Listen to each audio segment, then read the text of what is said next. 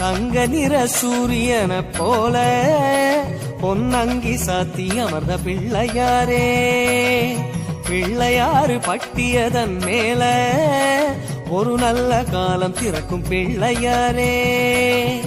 அம்பலத்தில் ஆடும் சிவனால சுப ஆவணியில் முளைச்ச பிள்ளையாரே, ஆடி போய் ஆவணி வந்தாலே ஐயா அலையலையாய் பக்தர் கூடுவாரே.